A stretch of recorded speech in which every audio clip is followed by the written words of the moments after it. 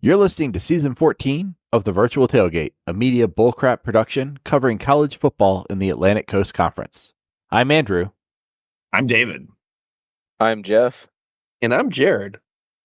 Be sure to join the tailgate on Facebook at Virtual Tailgate or email us at virtualtailgate@mediabullcrap.com. All right, 20, 21, 22, 23. Sorry. Jeff here for Takova's Work Boots, busy counting last week's winnings. And at Takova's Work Boots, we're all about inspiring confidence and walking taller, even if your pockets are a little lighter for it. Here at Takova's Work Boots, we'll give you all the tips and tricks to help you turn that smooth Benjamin into a Grant or even a Jackson if you're really lucky.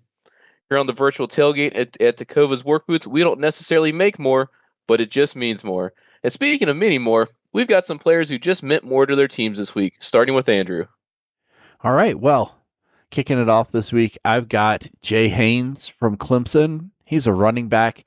You might be kind of confused by this pick. If you go look in his box score, you'd say, oh, he only carried the ball 5 times. But with those 5 carries, he had 2 touchdowns. You might think, oh, okay, third down back. Yeah, I got it. 118 yards on those 5 carries, averaging over 20 yards a carry. He also had a 25-yard kickoff return. Pretty impressive day for the running back who didn't touch the ball all that often. And my game ball goes to Fernando Mendoza, the quarterback from Cal. Mendoza was 25 of 36 for 299 yards and 3 touchdowns in their come from behind 24-21 win over Stanford in the big game. This included a 98-yard drive, game-winning drive with 2:40 left on the clock. Very impressive and, just a great win for Cal. Both of those were good performances, but Jared, I think I speak for both of us and really the whole Virtual Tailgate staff when I say that our favorite performance came from Duke wide receiver Eli Pankal. Eli finished the day with 5 catches, 188 yards, and 3 scores in Duke's victory over Virginia Tech.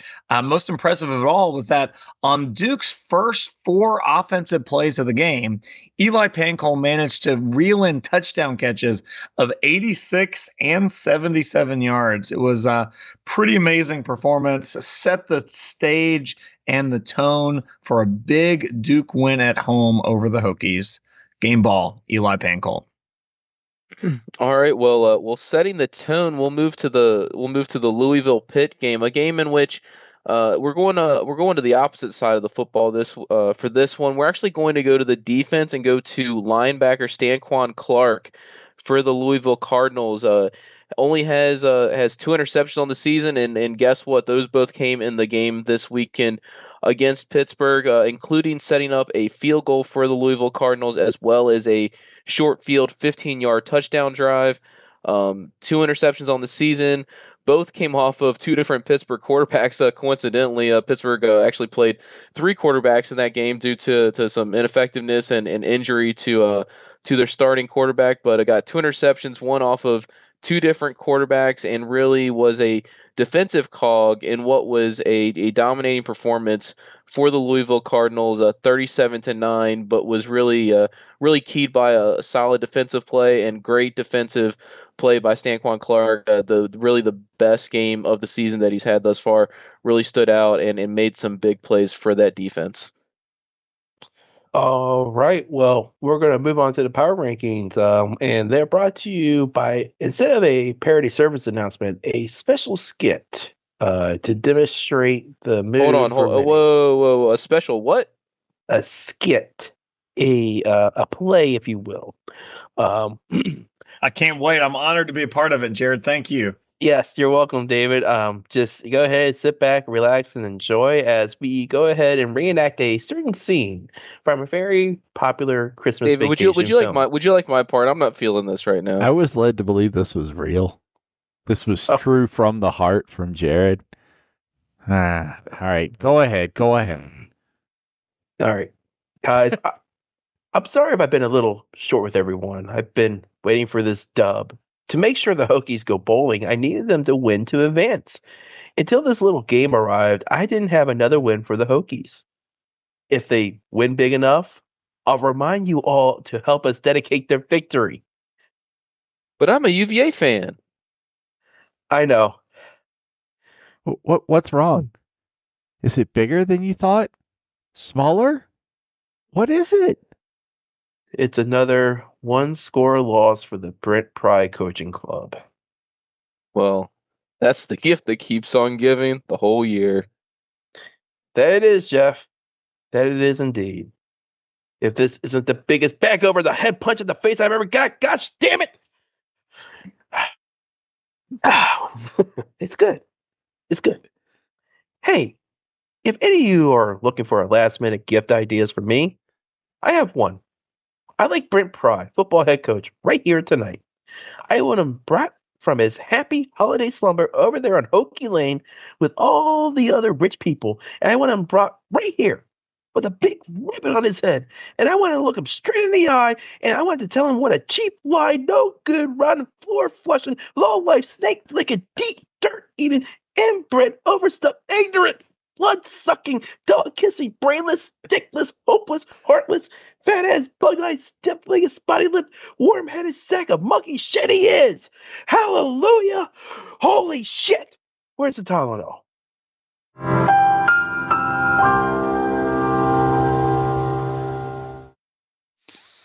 And You now okay? we move on to our power rankings. You okay to go on, buddy? As good as I'll ever be, Andrew. Thanks All for right. asking. Has the vein receded back into your forehead yet? A certain other vein has receded. Number 5. Oh, jeez. Damn. Number 5. Louisville. I'm just gonna shut my mouth from now on. You're just Number 5. There's no power. There's no fluctuations between the rankings here, so there's no changes. Number 5, Louisville. They beat Pitt. They beat Pitt 37-9. They're 7-4, 5-3 overall in the conference. And their conference play is done. 4 is Duke, 8-3, 4-3 overall in the conference after their 31-28 win over the Hokies. Tied for second is Miami and Clemson. The Canes won 42-14 over Wake Forest. They have a win and end game into the title against Syracuse. And Clemson, 9-2, 7-1, has a win and wait game against. Actually, their conference play is over. So Clemson is just playing for pride more than anything. 9-2, 7-1 overall. And at number 1 is the SMU Mustangs. They have clinched a spot in the title game. The Mustangs are 10-1, undefeated in conference play after their 33-7 win over the UVA. And at the bottom 3, we have 15, 16, 17, the standard. Wake Forest, Stanford, and Florida State.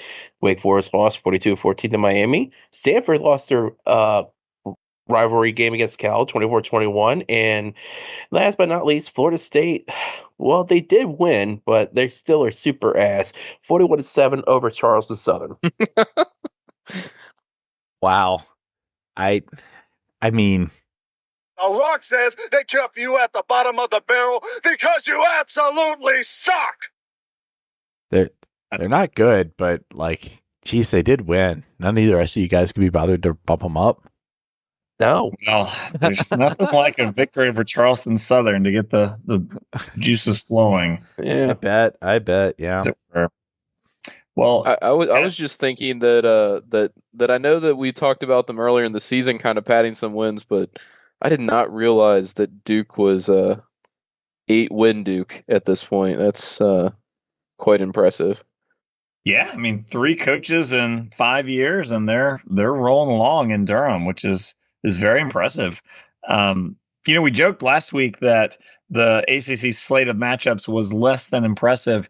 This coming week, we've got some interesting contests, some contests that mean something in Atlantic Coast Conference play. But before we get there, as a little bit of an homage to rivalry week, as it were, we have a new recipient of the Virtual Tailgate's World War II era Military Equipment of the Week award. It goes to a famous Soviet tank that went into production in 1940. With sloped armor, a powerful engine, and wide tracks, it was a tremendous feat of engineering, and it became by far the most widely produced tank in the effort to defeat the Nazis. The name of this weapon of destruction was, of course, you guessed it, the T-34. And on that note, we are rolling into some serious ACC action. Clemson Tigers, a team that is hoping to back their way into the conference championship game and perhaps into the college football playoff, have a chance to make a statement with a home game against in-state rival SEC foe, the Gamecocks of South Carolina. Tigers are 4.5-point favorites coming into this one. Most of us are taking the homer pick, the Clemson Tigers. Jared is erring on the side of Shane Beamer and company. Jared, why are we wrong? I just think at the end of the day, South Carolina is the better team. I understand, though, Shane has got to take the Gamecocks down to Death Valley, a very tough place to play. But the one thing that I really do think has been happening recently with South Carolina is that their program has been picking up speed, motivation. They've been picking up, just good quality wins. And now they're in the position of actually probably one of the better positions to be in right now. They can't qualify, I don't think, for the SEC title game. But if they beat Clemson, they have that outside shot of sneaking in to the college football playoff. So this game means everything to them. Clemson, on the other hand, it's a good win against a rival team, but they don't necessarily have everything to play for right now. Clemson is just kind of waiting to see if Miami wins or loses against Syracuse on Saturday, which, it kind of like everything's out of their hands. So I think South Carolina's just got more to play for technically. And I'm not saying that it's going to be, just Dabo saying, it's a scrimmage or whatever, just put in our backups and we'll just wait to see what happens with the U. They'll try, but I just think South Carolina's got more talent at the end of the day.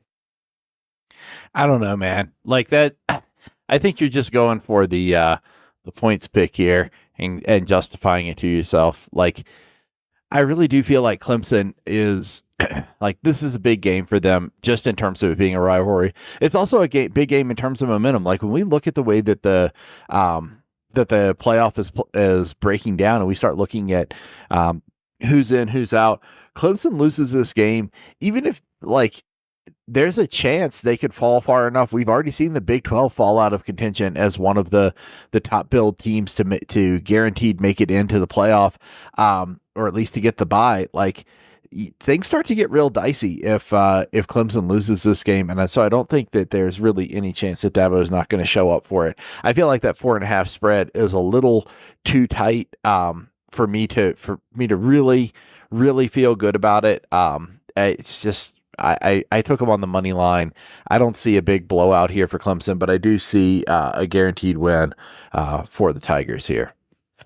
I love that Andrew gave us the understatement of the year there, that if Clemson loses this game, there's a chance they don't go to the playoffs. Andrew, let me you can rest assured, if Clemson loses this game, they do not have to worry about the college football playoff.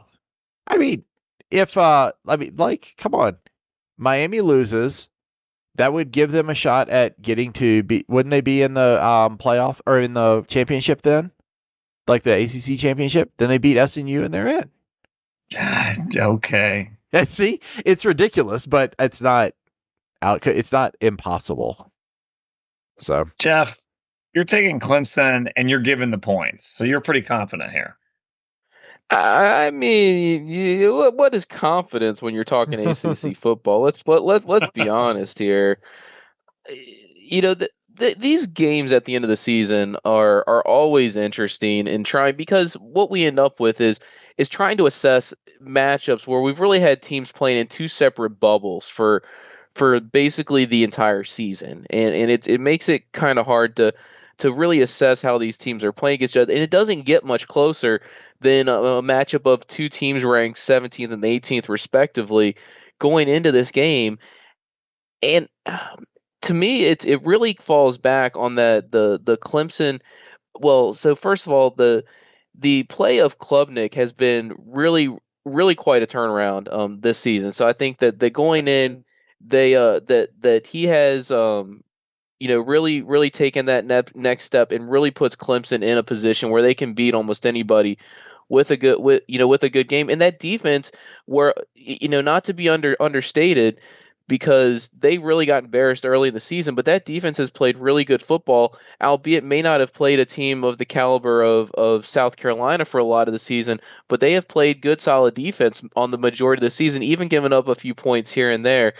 I think that for some reason that play, I think that Clemson has righted something ever since they got really got punched in the mouth to start the season off, even though they had that stumble against Louisville.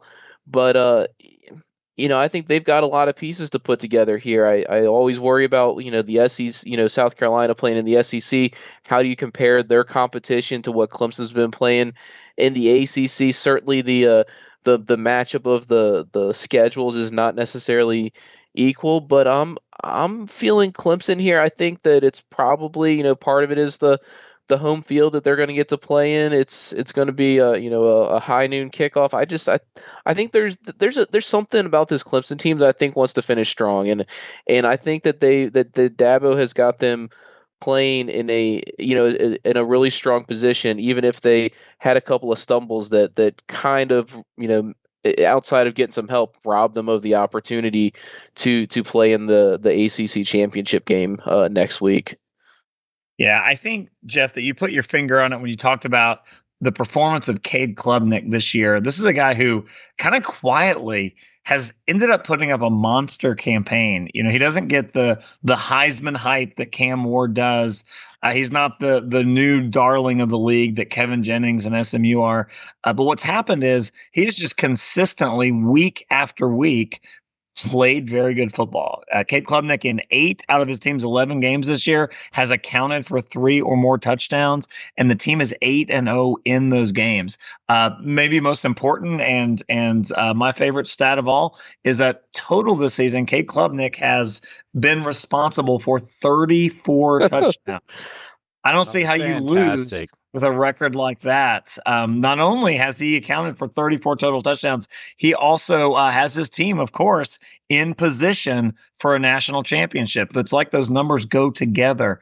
I think Clemson gets the job done in this one. I'm taking them on the money line because I could see it being a close game. As Jared mentioned earlier, both teams do have a lot to play for. South Carolina has outperformed expectations this season.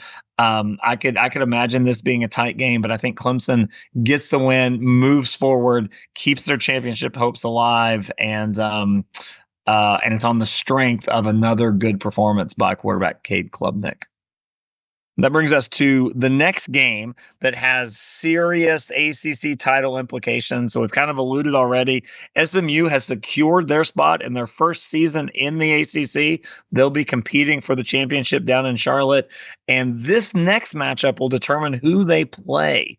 It's the Miami Hurricanes going on the road to take on Syracuse in the Dome. If the Canes get the victory, they will be taking on SMU for the championship. Should they get defeated, then Clemson will sneak their way into that game. In this one, well, the three of you are all taking the orange at home here. What do you see? We're going to start out with Andrew and Jeff, who are taking Syracuse plus 10. I mean, I'm not taking the orange at home. I'm just taking them to keep this game close. I don't know that I like Miami on the road, particularly up north this late in the year. It's just cold. It can be cold up there. It can be cold. Well, I mean, maybe not in the Dome. It may be hotter. It may be hotter in the Dome than it is in Florida. Given their historical issues with their previous title sponsor.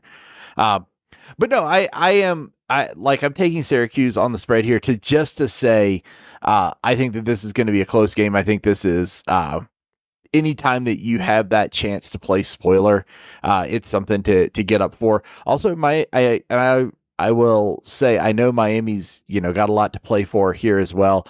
I don't actually think that Syracuse is going to win this game. I just think that it's going to be close. It's going to be closer than that 10.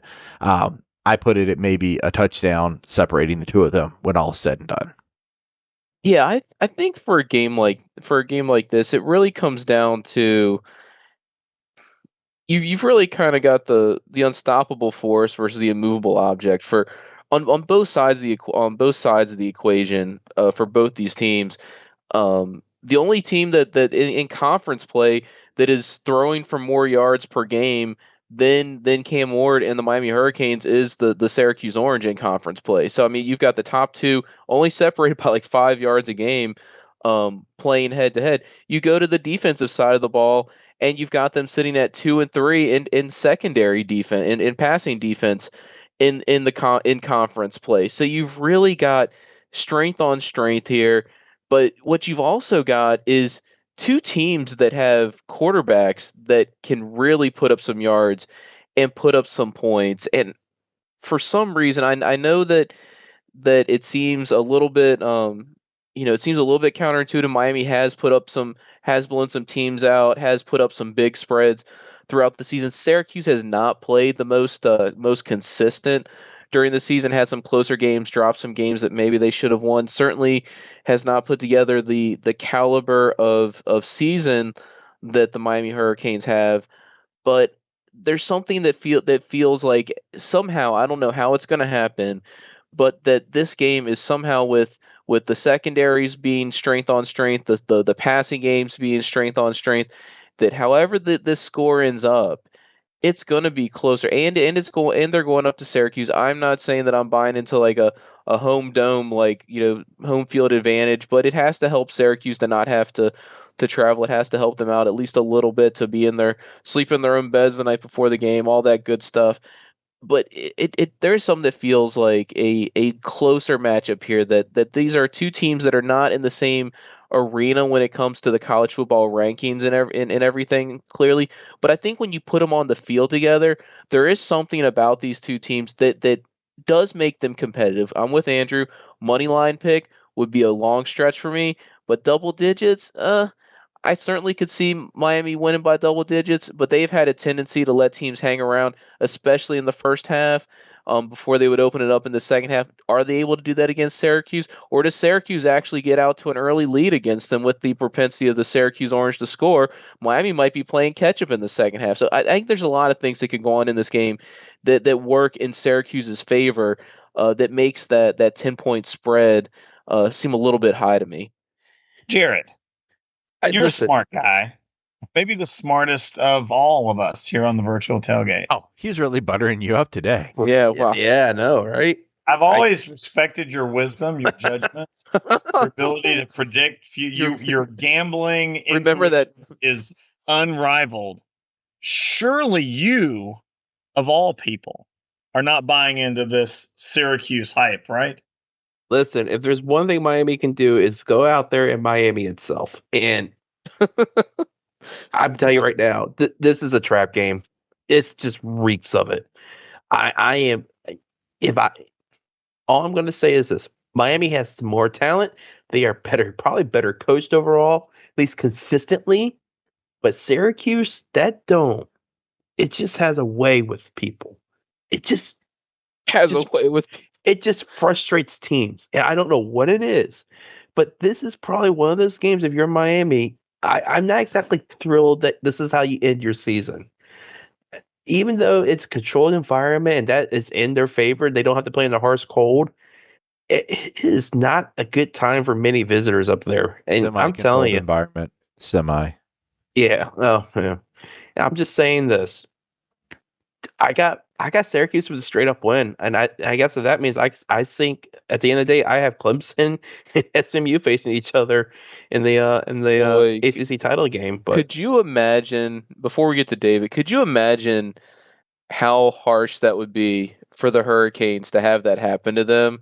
I mean, you were basically the consensus ACC top dog all season, just by the way that the conference one loss is out. You're actually in second place in the conference, even though you're the top team in the playoff rankings, and then to go out and drop that game to Syracuse, and after that entire season where we're all waiting for them to Miami themselves, in the last game you end up losing and costing yourself. I mean, that is something else. I mean, Jared, I mean, I'll give you a clap here for the creativity. That is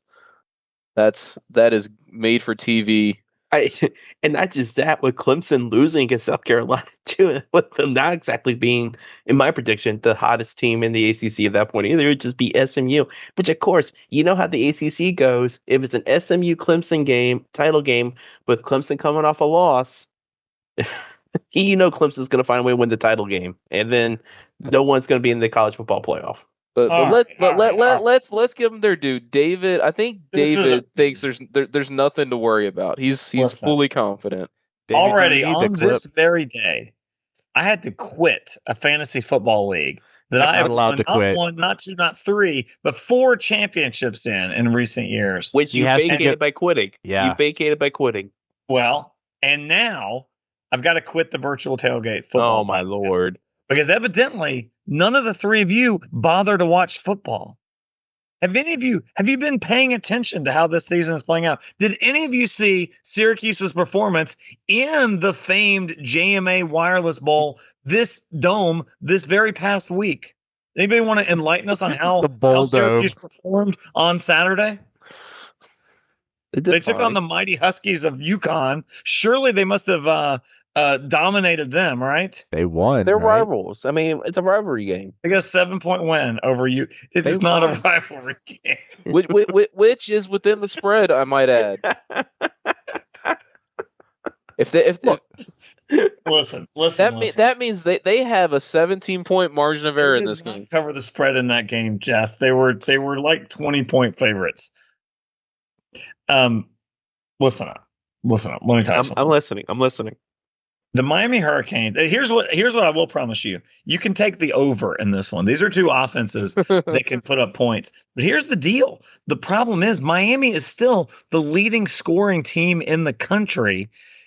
I think Syracuse's defense is ranked something like 88th in scoring defense. There is no chance they're going to be able to keep up scoring-wise with Miami. I know that you guys and others like to point to the fact that, Miami just wins all these close games, they get lucky and all that. But you realize that something like, I think 7 or 8 of their 10 wins on the season have been by double digits. More often than not, they are good for more than the spread in this one. They certainly are going to be on Saturday. The U is here. The U is back. The U is here to play. They win big on the road at Syracuse. They march their way into Charlotte, ready to head toward the college football playoff. Cam Ward has his Heisman moment. He's probably going to come up short in the awards voting, of course, but he is putting up a monster campaign, breaking records at Miami. He's gonna have a field day. Those Miami receivers are gonna be running all over the field, wide open in the Syracuse secondary. Miami's gonna win this big. It's not even gonna be close. Hey, David, which one of these 2 teams has victories over top 25 opponents? Andrew, we're not here to talk about that. Are you talking about the past again? We're talking about the future. What's going to happen on Saturday? Which one of these teams has a better record against common opponents? Oh, good night, Andrew. Where do you even get this stuff? Have you rehired the stat boy again? The stat boy is really good here. He's telling me that Syracuse is 2-1 against top 25 teams.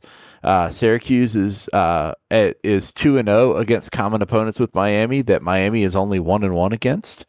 I'll tell you this. I mean, it's unfortunate that Miami didn't get a chance to take on the mighty UConn Huskies at home. Then we could have really seen with a. Oh yeah. They subbed that out for Florida A&M and Ball State. And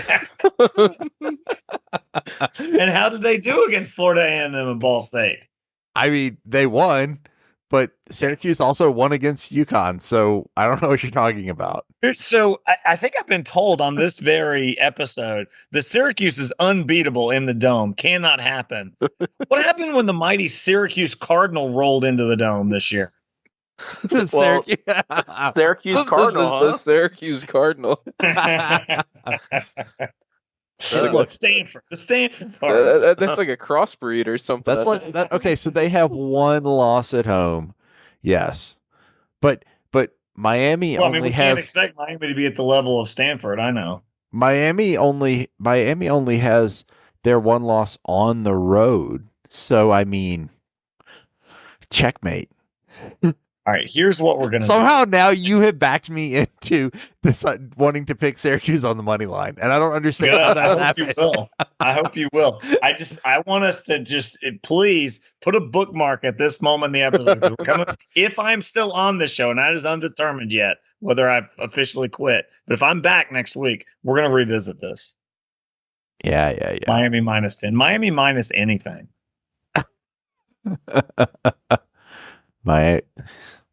Look, I only have one thing to say to you about that there, David, if you'll be back. I don't even have to play all of it. You know what it means. That is totally getting us sued right there. That's why we cut it off soon, man. This is why we need to set up an LLC, right? I think for the record, those people did not come back, Andrew. No, they did. I know my revolutionary. No. Those dulcet tones taught us that. I mean, how could you run away? Anyway, quick fire belts. Let's talk about even more ridiculous choices that we're all going to make here. Mine is that Cal is gonna cover the spread against SMU. I don't know why I said that. It sounds what more. Is that spread? 9. I don't think so, Andrew. It's probably not true, but shoot, why not? We'll give it a shot. It's not as bad as Jared's. Jared? Well, my go-to quickfire pick is UVA money line. Listen, if it's a one-score game, UVA is going to win. That's the print key guarantee. It's not going to be a one-score game. It's going to be a one-score game. Whose might not get one score? David, just go straight to yours. Sorry, Jeff. We'll get back to you. Hokies minus whatever the spread is. These are not equally matched teams. If you watch Virginia in the last couple of weeks, they are in a death spiral there in Charlottesville, and it is not going to be pretty when they travel to Lane Stadium. Hokies, I know Jared is mad because his coach loses all these one-score games. I get it. That's frustrating. But the fact that the Hokies are in one-score games against good opponents is light years ahead of where UVA is right now. The Hokies, they're not going to have to worry about closing out a close game here. They're going to win big. I would not be surprised if this is another shutout victory for Virginia Tech. Feel like we should have had an outro with that one because I got nothing to follow. I got nothing to follow it up with. The only thing I've got for my game is we've got some bowl gameage on the line here. I've got NC State on the money line against UNC. Not necessarily as confident as I was last week in my quick fire bet, but given UNC, they looked like total ass last week. Speaking of teams that look like they can't find up from down. UNC has played very much that way this season. NC State 5-6, looking to sneak into bowl contention. I think that's enough for them to get the victory in this rivalry matchup on Saturday. All right, well, that is it for the Virtual Tailgate. You can send your questions or comments to virtualtailgate@mediabullcrap.com. And always remember these 3 rules: never get less than 12 hours sleep. Never play cards with a guy who has the same first name as the city.